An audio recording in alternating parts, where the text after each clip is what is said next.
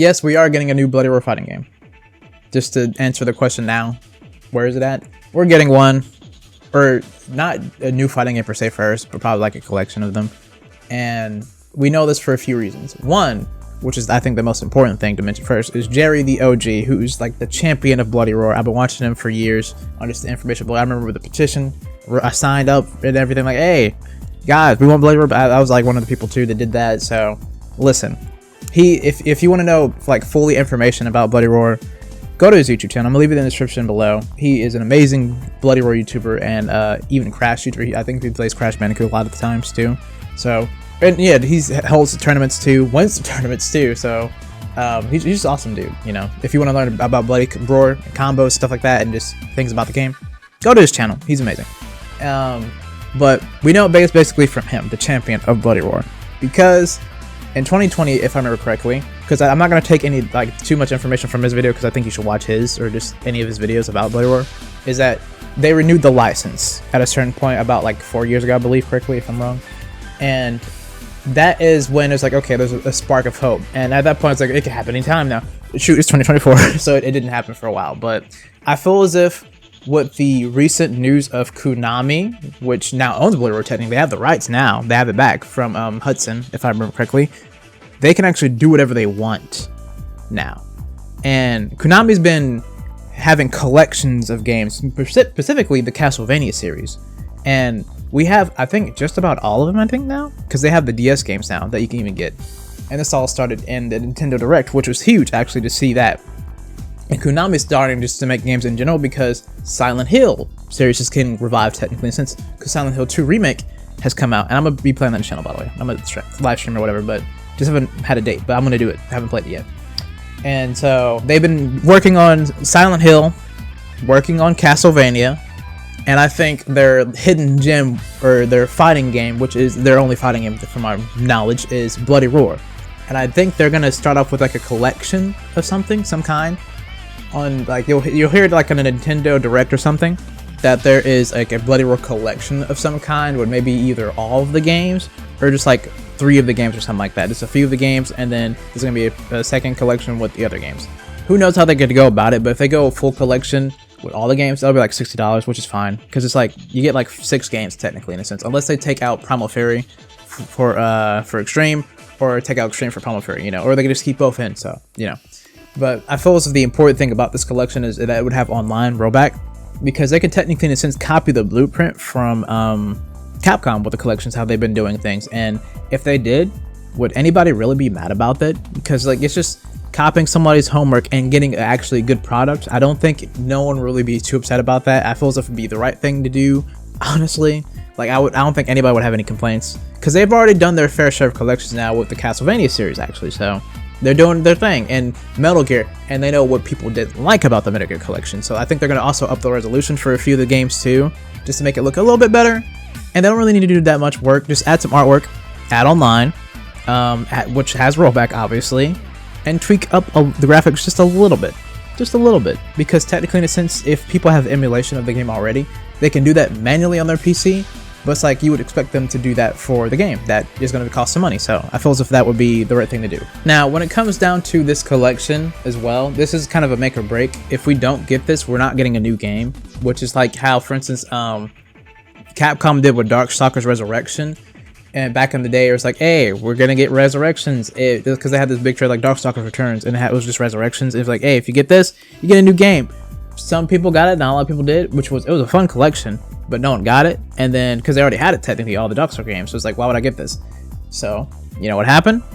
I'm gonna tell you exactly what happened. We didn't get a Darkstalker game. We didn't get Darkstalkers 4 technically. I think it would be technically in a sense, because the other ones were just like 3 part 2 or whatever, essentially with just characters. So we wouldn't get essentially another Bloody Roar game. So I think this is just gonna be a big test to see if we do want the series back. And it could be, like I said, 2 collections with just 3 games in each. If they want to do, like I said, Primal Fury Extreme together, which I feel as if they might take out one if we're being real here, but they might add both. But I don't see why you would play Primal Fury if there's Extreme. I really don't, but I don't know. Either way, it's either going to be 2 collections or 1 big game. So it's like 2 collections, $30 each, bam, or 1 big collection, maybe $60 or $40 if they're being really generous. 40. I don't see that happening, but I feel it's just probably going to be 60. So that's how I see the collection going forward when they do it, because it's gonna happen most likely, because they're gonna try to test it.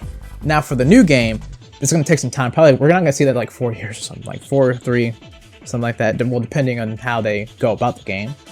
And I just want them to. I feel as if they need to make either a remake of some kind or like a retcon of some kind for the story, because after the second game, the story kind of got weird. Like the third game introduced, first off, the Unborn. Like what, dude? Like I have no problem with that character. Like I think his moveset's cool and he looks cool, but it's like what? And also the curse marks, which potentially could kill characters. But in Primal Fury, which was a tournament, which was not bad story-wise, like yeah, it's basic, whatever. The marks were still there when they go into their Hyper Beast, which didn't make sense. You probably don't even know what I'm saying, but and then there's also 4, which who cares about the story like at all? Like I'm not even gonna say anything. I don't care. No one cares.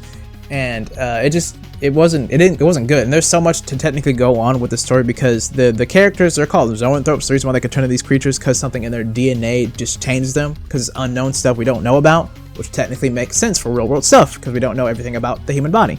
And that's how they transform and stuff, if I remember correctly. I could be wrong there, but yeah.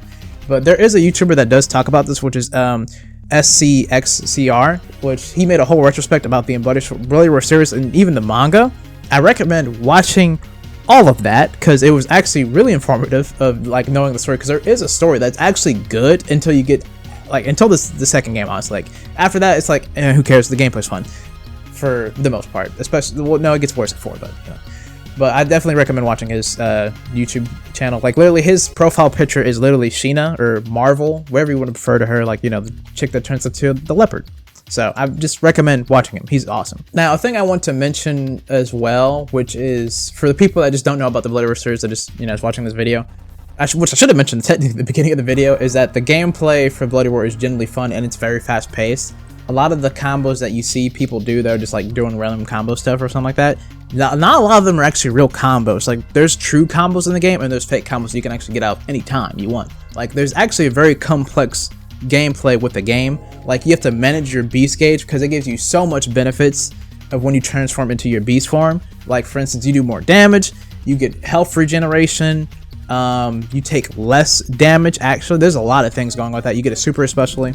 When you turn into a beast, you actually unlock new moves, because like the beast button is actually another attack move for multiple attacks with your beast, which whether it's claws or whatever you know your beast form is. You get an entirely different thing for that, which is awesome, and you can only use that when you're in beast. So there is depth in the game. There's iframes and certain things. Hyper Beast gives you different properties for different characters. Like for instance, some characters, like for instance Gato, for instance, which is the lion dude, in his Hyper Beast form, each time he hits you, it does a sparking attack. So what that means is if you're blocking, like not like actually holding the block button, and because there's like an auto block, he'll break through that automatically, and you just have to hold that because it's automatically every attack he does will do a sparking attack, which is crazy. And certain characters can cancel other moves. Some characters can do more damage for certain things. Like for instance, Alice, she hits even harder with her kicks because she's a rabbit. And Hyper Beast, there's a whole bunch of things. There's like a whole system, and there's even cancels in the game, which are I think they're like the bread and butter of the game, because like you can do some crazy combos with the cancels like that are actually real and not fake. So there is depth to the game. Like for instance, another thing I want to mention too, if you're going up against a rapper like Stun or Ganesh, for example, they have combo throws like King does, right? So you know what that means if you ever play Tekken. If they combo you with the throw, you have to figure out the right inputs to get out of the throw. Now, here's the problem with this in the Bloody Roar series. If they're in human form, it does a lot of damage. If they're in beast form, it does a ton of damage, especially if you're in human form. So you have to be careful of that, and you also have to learn what are the inputs to get out of this throw. If you don't know, or if you do it too slow or whatever, guess what? You're taking all that damage, but you have another try until he gets to the final throw. So there's a lot of things. You have to manage your beast gauge. You can sidestep in the game. You can even dodge attacks perfectly if you do it at the right time. There's multiple complex things about the series, especially Primal Fury and Extreme Bug. That's like the thing with the most depth, if we're being real here. So there's a lot going on with the series just in general. Resource management and a whole bunch of things alike. So I'm just saying, there's a lot of depth in the game. Just for the people who don't know about the series, there is a lot of stuff. There is a lot. Another thing I wanted to mention too about the series in general, I think the music for the series is generally good, especially for the second game and the third game. 4, not so much Primal Fury, some songs, but I think the best soundtrack is literally from 2 and 3, to be honest. The artwork that has like the best art style, like art direction of not in-game gameplay, but just how they're going with for art, I think it is honestly 3. 3 has the coolest one, easily.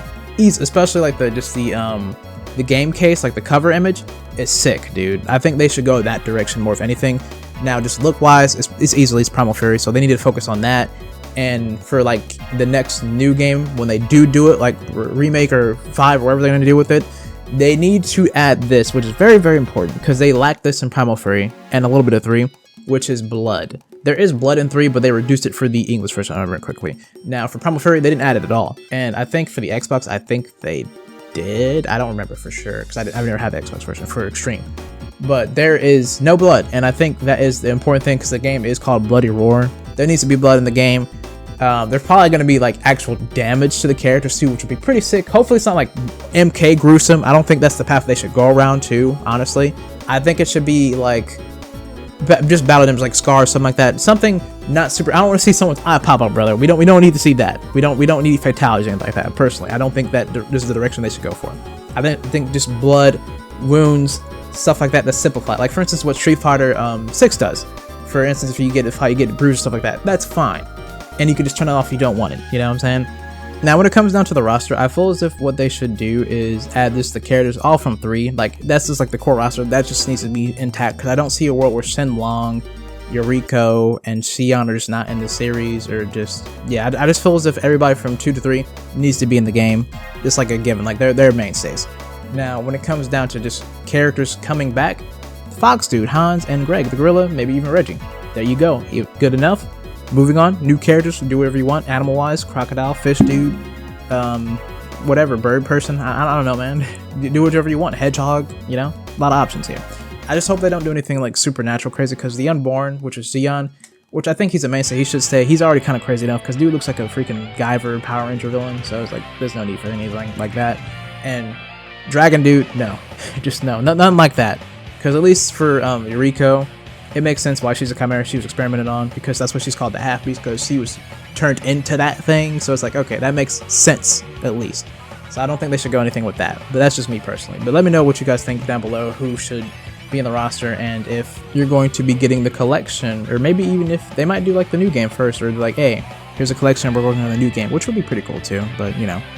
But let me know down below what you guys think, if you're gonna get it or not, or what character ideas you have. And yeah, hope you guys could understand me in this video. I'm sorry if I was talking kind of fast. I just didn't want to make the video super long, because it's already like 12 minutes or something like that. So yeah, either way, hope you guys have a great day, night, noon, or whatever time period of it, man, and I will see you guys in the next video.